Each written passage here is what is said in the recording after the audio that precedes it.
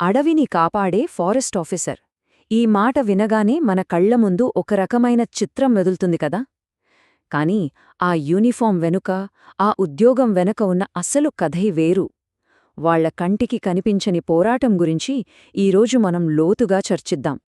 ఈ ఒక్క మాట చాలు బయటికి కనిపించే ప్రశాంతతకు, లోపల గ్రౌండ్ లెవెల్లో సిబ్బంది ఎదుర్కొంటున్న కఠినమైన వాస్తవాలకు మధ్య ఎంత తేడా ఉందో చెప్పడానికి. ఆ కానీ తర్వాత ఉన్న అసలు కథేంటో ఇప్పుడు చూద్దాం. సో ముందుగా పైకి కనిపించేది ఒకటి, వాస్తవం ఇంకొకటి. అసలు ఒక ఫారెస్ట్ బీట్ ఆఫీసర్ రోజువారీ సవాళ్లు ఎలా ఉంటాయో ఒకసారి చూద్దాం. ఇక్కడ అతిపెద్ద సమస్య ఏంటంటే ఒక్కరే, కాని బాధ్యతలు మాత్రం ఎన్నో. అంటే చాలా తక్కువ మంది సిబ్బంది మీద మోయలేనంత పనిభారం పడుతోందన్నమాట. ఒక్క ఆఫీసర్ ఎన్ని పనులు చెయ్యాలో చూస్తే మనకే ఆశ్చర్యంగా అనిపిస్తుంది. ఒక్కసారి ఊహించండి, దాదాపు 40 కిలోమీటర్ల విస్తీర్ణంలో ఉన్న అటవీ ప్రాంతం. దాన్ని రోజూ పర్యవేక్షించడానికి ఉండేది కేవలం ఒకరు లేదా మహా అయితే 2 అధికారులు. ఇంత పెద్ద ఏరియాని కాపాడటమనేది అసలు సాధ్యమయ్యే పనేనా? సరే, చూసుకోవాల్సిన ఏరియానే పెద్దదే అనుకుంటే వాళ్ల డ్యూటీస్ లిస్టు చూస్తే ఇంకా షాక్ అవుతాం. అడవిని కాపాడాలి, మొక్కలు నాటాలి, నర్సరీని మేనేజ్ చెయ్యాలి, ఫైర్ యాక్సిడెంట్స్ జరగకుండా చూడాలి, వన్యప్రాణుల్ని మానిటర్ చెయ్యాలి, ఊరి జనంతో మంచి సంబంధాలు చూసుకోవాలి, మళ్లీ వీటన్నిటిమీద రిపోర్ట్లు రాయాలి, ఆఫీస్ మీటింగ్లకు వెళ్లాలి. అబ్బో, ఈ పనులన్నీ చూసుకోవాల్సిందే ఆ ఒక్కరే. పనిభారం ఒకెత్తైతే ఆ పని చేయడానికి కనీస వసతులు, స్పష్టమైన హద్దులు లేకపోవడం దాన్నింకా కష్టతరం చేస్తుంది. ఈ సరిహద్దులు, సదుపాయాల కొరత వల్ల ఎలాంటి ఇబ్బందులొస్తాయో చూద్దాం. ఇక్కడే అసలు గ్యాప్ కనిపిస్తుంది.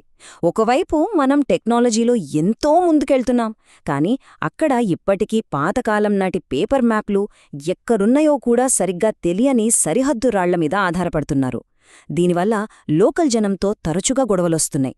అదే వాళ్ల చేతిలో మోడర్న్ జీపీఎస్, డ్రోన్లు ఉంటే ఈ సమస్యలే రావు కదా. ఈ సమస్యలకు తోడు ఇంకా చాలా ఉన్నాయి. ఫీల్డ్కి వెళ్లాలంటే డిపార్ట్మెంట్ వాహనం ఉండదు, సొంత బైక్లమీదే వెళ్లాలి. అడవి లోపలికి వెళ్దామంటే కనీసం రోడ్లు కూడా సరిగ్గా ఉండవు. అన్నింటికన్నా దారుణమేంటంటే చాలా ఏరియాల్లో మొబైల్ సిగ్నల్ పనిచేయదు. అంటే ఏదైనా అత్యవసర పరిస్థితి వస్తే బయటి ప్రపంచంతో సంబంధాలు తెగిపోయినట్టే. ఇక వాళ్లు పనిచేసే ఆఫీసుల్లో కరెంటు, నీళ్లు వంటి కనీస వసతుల గురించి ఎంత తక్కువ మాట్లాడుకుంటే అంత మంచిది. చూశారుగా, వ్యవస్థలో ఉన్న ఈ లోపాల వల్ల క్షేత్రస్థాయిలో అంటే గ్రౌండ్ లెవెల్లో వాళ్ల ప్రాణాలకే ముప్పు వాటిల్లుతోంది. వాళ్లు ఎదుర్కొనే ప్రమాదకరమైన పరిస్థితులేంటో ఇప్పుడు చూద్దాం. ఈ మధ్యకాలంలో మనిషికి, జంతువులకి మధ్య ఘర్షణలు బాగా పెరిగిపోయాయి. ముఖ్యంగా ఏనుగులు అడవి దాటి గ్రామాల్లోకి రావటం చాలా పెద్ద సమస్యగా మారింది. ఇది మనుషులకే కాదు, ఆ జంతువులకు కూడా చాలా ప్రమాదకరం. మరి ఇంతటి ప్రమాదకరమైన పరిస్థితుల్ని ఎదుర్కోవటానికి వాళ్లు సిద్ధంగా ఉన్నారా అంటే అస్సలు లేరు.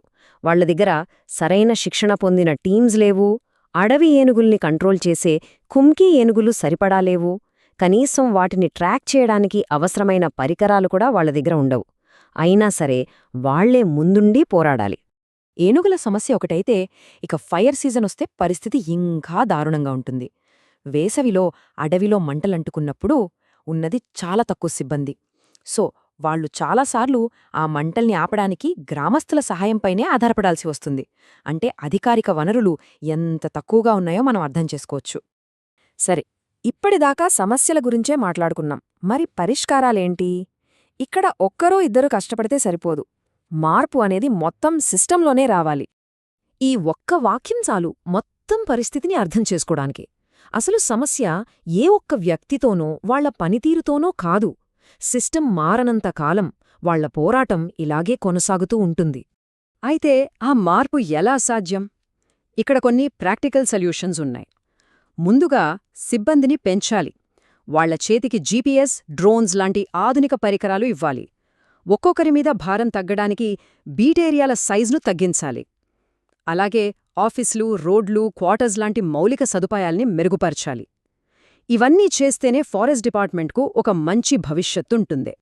సో ఇదంతా విన్నాక మన ముందు ఒకే ఒక్క ప్రశ్న మిగులుతుంది.